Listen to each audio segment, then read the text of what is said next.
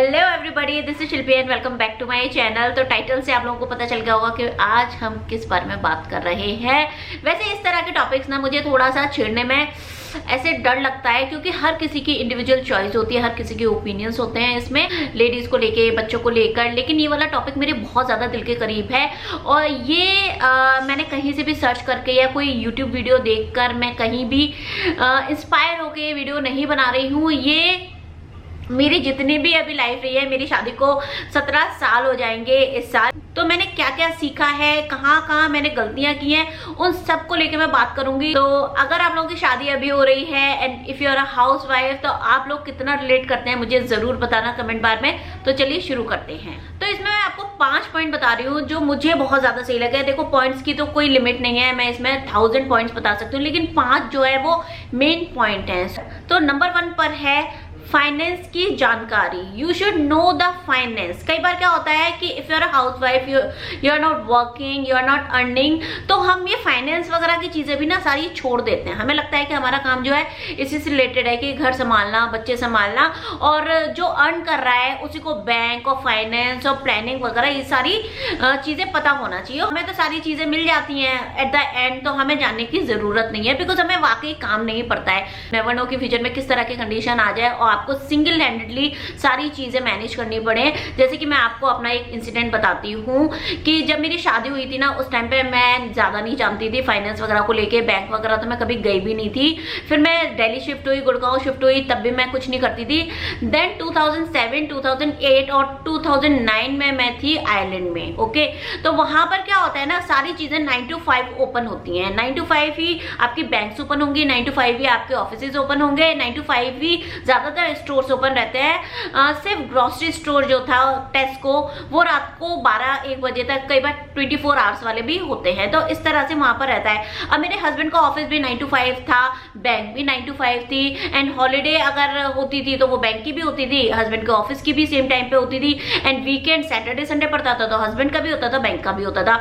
तो इस तरह से उनको बैंक के काम करने में बड़ी दिक्कत आई शुरू में। तो फिर उन्होंने मुझसे पूछा कि तुम्हें आता है या नहीं। मैंने कहा मुझे तो नहीं आता। देन धीरे धीरे वो मुझे देने लग गए काम, देन मैं बैंक जाने लग गई, और वो काम तो मेरा एक होता था, लेकिन जब मैं बैंक जाती थी और वहां पर लोगों से अप्रोच करती थी, बातें करती थी, कन्वर्स करती थी, तो मुझे और ज्यादा नॉलेज मिलने लग गई। मैं डिफरेंट स्कीम्स देखने लगती थी, वहां पर पैम्पलेट्स पड़े होते थे वो देख लेती थी। तो इस तरह से मुझे बहुत सारी नॉलेज मिल गई। आपको लगेगा कि जस्ट मैं वहां गई थी, मैंने ये काम किया और मैंने सिर्फ बातें की, लेकिन आपको पता नहीं चलेगा इन बातों के थ्रू कब कब आपकी पर्सनैलिटी चेंज हो गई, किन किन बातों की जानकारी आपको मिल गई। So this is very important कि आप बाहर निकलें और थोड़ा बहुत करें, जितना भी आप हैंडल कर सकते हैं उतना करें। तो उसके बाद मैं दिल्ली आ गई, गुड़गांव आ गई, और अब कुवैत में। तो लेकिन कुवैत में तो लिटरली मैंने बिल्कुल भी नहीं किया है। ऑनलाइन वगैरह मैं जान गई बिकॉज ऑफ यूट्यूब, क्योंकि मुझे आप लोगों को बताना था और मैं हस्बैंड को भी देखती रहती हूँ। लेकिन मुझे पता है कि सारी चीजें कैसे होती हैं बिकॉज मैंने किया है। तो अभी तो मुझे कोई काम नहीं पड़ रहा, but I don't know future में फिर से मुझे काम पड़ जाए और मुझे करना पड़े। सो आई नो कि किस तरीके से मुझे लोगों से बात करनी है, किस तरह से मुझे काम निकलवाना है और किस तरह से मुझे ये सारी सिचुएशन हैंडल करनी है। So you should know the finance. ऐसा नहीं है कि जो कमा रहा है सिर्फ उसे पता होना चाहिए, अगर आप घर में रह रहे हैं तो आपको भी पता होना चाहिए। सेकंड आता है planning. Planning is very important. ना मैं अपनी बात बताऊं तो मैं हूँ, जो मेरा बैकग्राउंड है मायका है वो है बिजनेस, ठीक है ना। तो मेरे पापा, मेरे भैया या मेरे जो पहले की भी जनरेशन रही है ना, वो सारे बिजनेसमैन रहे हैं। हमारे यहाँ प्लानिंग जैसी कोई चीज नहीं होती है, और ये चीज मुझे सबसे ज्यादा बेकार लगती है। बहुत सारी खूबियां हैं मेरे मायके वालों में, लेकिन प्लानिंग नहीं होती। उनको प्लानिंग समझ में भी नहीं आती कि क्या प्लान करना, हो जाएगा ना, है ना, सब मैनेज हो जाएगा ना, इस तरह से बातें होती हैं। और मैं क्योंकि सर्विस बैकग्राउंड में आ गया और मेरे ससुराल में भी काफी प्लानिंग वगैरह होती है और मुझे वो सारी चीजें बहुत अच्छी लगी। हस्बैंड मेरे हर चीज को प्लान करके ही करते हैं। चाहे हम हॉलीडे पे भी जाए ना, तो लिटरली उनको एक एक चीज पता होती है कि मुझे किस किस दिन कितना स्पेंड करना है, वो सारी चीजें। और ये मैंने भी उनसे सीखी है बिकॉज मेरा इस तरह का कोई बैकग्राउंड नहीं रहा है। तो प्लानिंग इज वेरी इंपॉर्टेंट। अगर आपकी सैलरी आ रही है तो वो कहाँ कहाँ इन्वेस्ट होगी, कितना आपका महीने का खर्चा है, वो सब आपको पता होना चाहिए। एक एक चीज का खर्चा आपको पता होना चाहिए, कहाँ जा रहा है आपका पैसा। मैंने ये देखा है अच्छे से अच्छे पैसे वाले भी इन्वेस्ट नहीं कर पाते ट्रैवलिंग में। और जब मैं ट्रैवल कर रही थी ना, यूरोप ट्रैवल कर रही थी एक बार, तो हमारी पूरी बस थी जिसमें सब तरह के लोग थे। तो एक दो कपल ऐसे थे जो एक लोअर मिडिल क्लास से थे, लिटरली वो भी यूरोप ट्रिप कर रहे थे बिकॉज ऑफ दैट प्लानिंग। अगर आप अपने फाइनेंस, अपने खर्चों की अगर आप प्रॉपर प्लानिंग करें तो ऐसा हो ही नहीं सकता कि जब से आपने कमाना शुरू किया है और विद इन 10 ईयर आप ट्रिप ना कर पाए। So it is about planning कि आपका पैसा कहाँ इन्वेस्ट कर रहे हो आप और कितनी आपको सेविंग करनी है। कुवैत में आके हम लोगों को भी कई जगह इन्वेस्ट करना था, तो हमने भी कई जगह बचाए। हमने भी एक छोटा घर लिया जहां पर हमारे 100 KD पर मंथ बच रहे थे। वो 100 KD हम बचाकर साल के हमारे 1200 KD हो गए। उसके बाद ही हम कोई ट्रिप प्लान करते थे। आप ऐसा नहीं कर सकते कि आपकी एक पर्टिकुलर सैलरी में आप ज्वेलरी भी ले लें, आप प्रॉपर्टी भी ले लें, आप इंटरनेशनल ट्रैवलिंग भी कर लें और आपके जो डेली के खर्चे हैं वो भी चल जाए और घर भी आपका बहुत अच्छे से रहे और खाना पीना भी चलता रहे। ऐसे नहीं होता है। अगर आपका बेसिक जो खर्चा है उसको आप छेड़छाड़ नहीं कर सकते। उसके बाद अगर आप प्लानिंग करें कि आपको कितनी प्रॉपर्टी लेनी है, उसके बाद सिर्फ प्रॉपर्टी नहीं लेनी है या सिर्फ गोल्ड में इन्वेस्ट नहीं करना है, आपको ट्रैवल करने में भी बहुत ज़्यादा इंटरेस्ट है, आपको गेट टुगेदर फ्रेंड्स में इन्वेस्ट करना है। जैसे कई बार होता है ना, खाना पीना, गेट टुगेदर, एंजॉय, कई बार थोड़े से कंजूस वगैरह फ्रेंड होते हैं तो आप खुद खर्चा कर लेते हैं। इट इज डिपेंड कि आपकी लाइफस्टाइल कैसी है, उसके अकॉर्डिंग आप प्लान करो तो यू कैन एंजॉय मोर और आप हर चीज के लिए पैसा निकाल सकते हैं।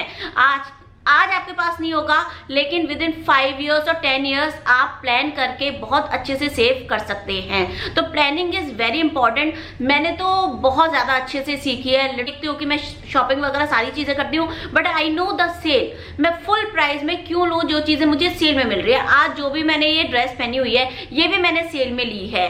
तो ये मतलब आप या तो 10 KD में एक ड्रेस ले लो या 10 KD में 3 ड्रेस ले लो, सेम ब्रांड की सेम सारी चीजें, लेकिन आपने सेल में ले ली। तो ये होती है प्लानिंग कि कब सेल आ रही है, कब आपको कितना इन्वेस्ट करना है, कितना लेना है।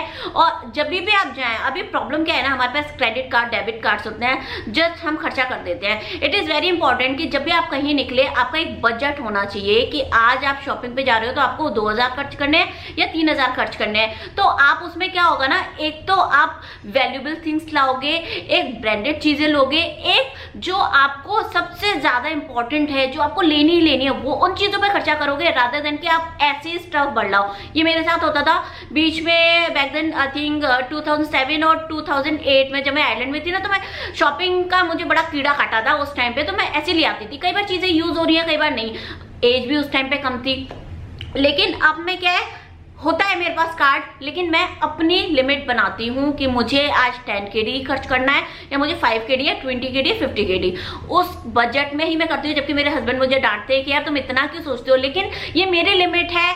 इससे मैं एक अपने आप को बेटर इंसान बना पा रही हूँ। मुझे लगता है कि मैंने उस दिन के बाद से वही चीजें चूज की हैं जो मुझे लिटरली बहुत ज्यादा इंपॉर्टेंट है। मैं फालतू के शॉर्ट्स में नहीं खर्चा कर रही हूँ, या स्पैगेटीज में, या ऐसे कपड़े जो मुझे साल 2 साल में एक बार जरूरत पड़ेगी, मैं उनमें खर्चा कर रही हूँ जो मुझे डेली में पहनना है। इस टाइम कोविड है, आपकी कहाँ ड्रेसेस वगैरह यूज आएंगे, आप वो कपड़े पहनोगे जो आपको बहुत ज्यादा कंफर्टेबल है, तो उनमें इन्वेस्ट करो। ये ज्वेलरी में भी आपको ये समझ होनी चाहिए कि मुझे गोल्ड लेना है, मुझे डायमंड लेना है या स्टोन लेना है। डायमंड की कितनी वैल्यू होती है, स्टोन्स की, अगर आप कुंदन वगैरह ले रहे हो आपको ये पता होना चाहिए इसकी कितनी वैल्यू है, या रियल गोल्ड की कितनी वैल्यू है। इन सारी चीजों की लेडीज क्या है ना, हस्बैंड ने पैसे दिए, गए और ले लिया गोल्ड। यू नो, अगर आपके पास बहुत ज्यादा पैसा है तो फटाफट से ले लेते हो, आप ज्यादा नहीं सोचते हो।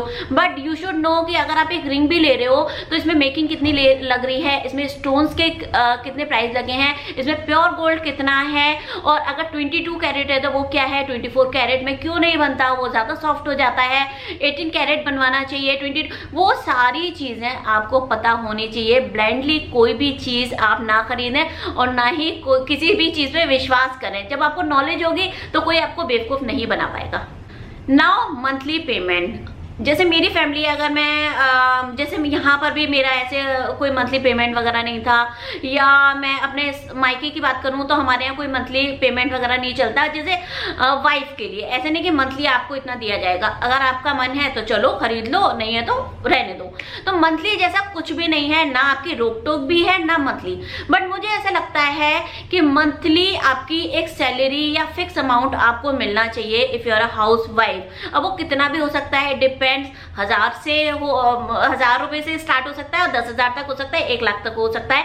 वो डिपेंड करता है आपके घर की सिचुएशन पे, लोगों पे, कि वो आपको कितना देना चाहते हैं। लेकिन ये होना चाहिए। आप देखना धीरे धीरे धीरे आपकी खुद की सेविंग कितनी शुरू हो जाएगी। अगर आपके घर वाले कह रहे हैं कि हम गोल्ड नहीं आपको दिला सकते, तो मे बी 2 या 3 साल में आपके पास इतना पैसा जमा हो जाए कि आप अपना छोटा छोटा चीजें ले सको। ये मैंने अपनी मम्मी से सीखा है। वो थोड़ी थोड़ी चीजें, छोटे छोटे पैसे, जैसे 100 रुपए, 200 रुपए, 50 रुपए ऐसे सेव करके उन्होंने ले लिया था।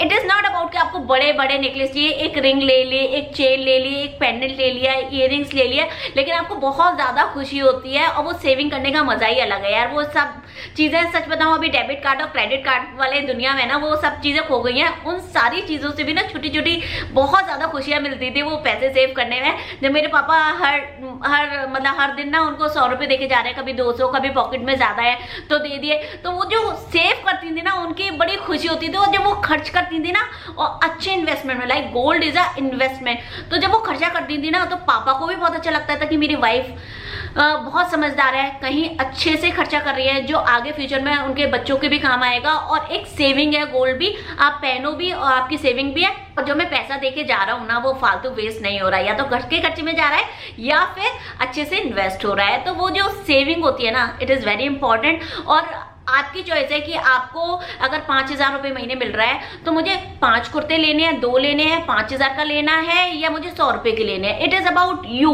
आपको कोई रोक टोक नहीं कर सकता इतना महंगा क्यों ले लिया, इतना सस्ता क्यों ले लिया। और आपको पता होना चाहिए कि कौन सी चीज मेरे काम आएगी, कौन सी नहीं। जब आप क्रेडिट कार्ड या हस्बैंड के साथ जाते हो ना तो आप फालतू की चीजें भी ले लेते हो कि अरे आज तो हस्बैंड का मूड है कि चलो मैं ले लेती हूँ, और कितना भी खर्चा कर लो। कई बार ऐसे कुर्ते, ऐसे पीसेस ले आते हो आप, या कोई भी चीज ऐसी ले आते हो जो शायद आपके काम नहीं आए। लेकिन जब आपके पास एक पर्टिकुलर अमाउंट होगा तो आप बहुत सोच समझ के उसे खर्चा करेंगे ना। एक पॉइंट जो इसके बाद आता है, that is very important point, और ये मेरे साथ हुआ है कि जब आपकी शादी होती है तो आप फैमिली में, हस्बैंड में, देन बच्चे हो जाए तो बच्चों में इतने ज्यादा खो जाते हो कि आपके खुद की चॉइसेस जो है वो दम तोड़ने लगती हैं। इफ यू लाइक पेंटिंग तो मे बी आप पेंटिंग छोड़ दो, अगर आपको गाने सुनना पसंद है तो मे बी वो छोड़ दो, टीवी देखना भी रह जाता है, या आपको वॉकिंग पसंद है, जिम पसंद है, या आपको कुछ डिजाइनिंग पसंद है।